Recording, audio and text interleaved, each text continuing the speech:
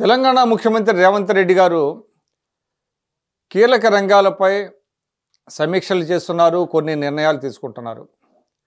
ముఖ్యంగా law and ఆర్డర్కి సంబంధించి హైదరాబాదులో పెరిగిపోతున్న డ్రగ్స్ గురించి ఆయన ఆందోళన వ్యక్తం చేయటమే కాకుండా వాటిపై ఉక్కుపాదం మోపాలని పోలీసు అధికారులకు సూచించారు. ఎందుకంటే హైదరాబాద్ ఒక కాస్మోపాలిటన్ సిటీ.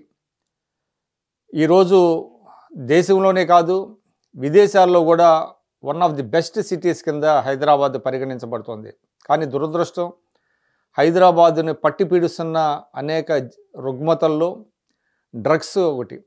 అది గంజాయి కావచ్చు, ఇతరత్ర డ్రగ్స్ కావచ్చు. దీనివల్ల ఈ నగరానికి చాలా చెడ్డ పేరు వస్తుంది. దాన్ని తొలగించాల్సినటువంటి బాధ్యత ప్రభుత్వానిదే.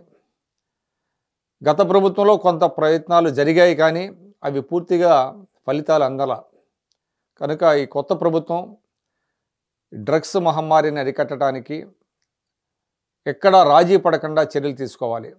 రేవంత్ రెడ్డి గారు కూడా తన మాటల్లో ఆ విషయాన్ని స్పష్టం చేశారు. ఎక్కడ కూడా రాజీ పడాల్సిన అవసరం లేదు, ఎంతటి పెద్దవాళ్ళైనా వదలాల్సినటువంటి అవసరం లేదు.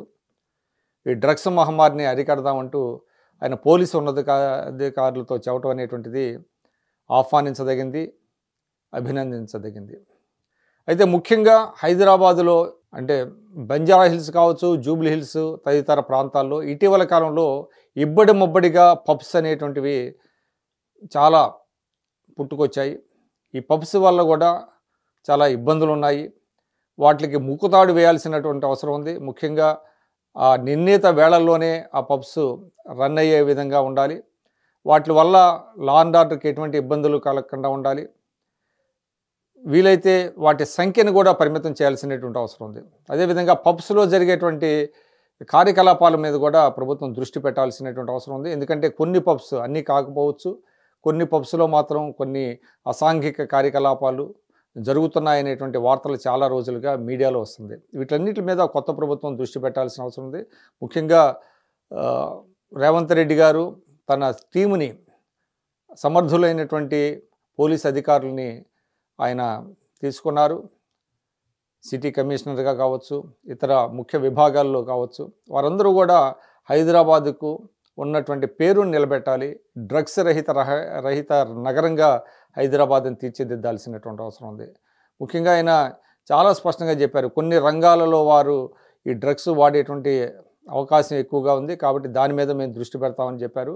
పేర్లు అవసరం లేదు, కానీ ఏ రంగాల్లో ఆ డ్రగ్స్ వినియోగం ఎక్కువగా ఉందో అందరికీ తెలిసిందే. మరి గతంలో కొంతమంది మీద పిలిచి మాట్లాడటం వాళ్ళందరినీ కూడా జరిగింది, కానీ ఆ తర్వాత మరి ఎందుకనో వాటి పురోగతి ఎక్కడ కూడా కనపడలేదు.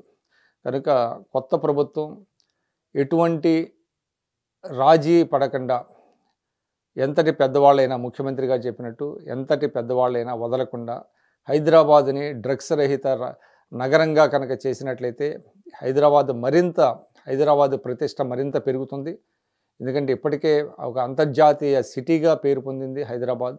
ఇక్కడ ఉన్నటువంటి వసతులు కావచ్చు, ఇక్కడ ఉన్నటువంటి వాతావరణం కావచ్చు, ఇక్కడ ఉన్నటువంటి ఆహారం, వైవిధ్యభరితమైనటువంటి ఆహారం, ఇవన్నీ కూడా అందుబాటులో ఉన్నాయి. అదేవిధంగా ఇప్పటికీ కూడా ది బెస్ట్ లివింగ్ సిటీస్లో ఒకటిగా ఉన్నటువంటి హైదరాబాద్ మరింత విస్తరించే క్రమంలో ఈ రుగ్మతల్ని, జాడ్యాలను వదిలించుకొని అందరినీ ఆహ్వానించదగినట్టుగా ప్రజలందరూ కూడా this is the one of the best cities అని చెప్పుకునే విధంగా తీర్చిదిద్దుతారని మనం ఆశిద్దాం.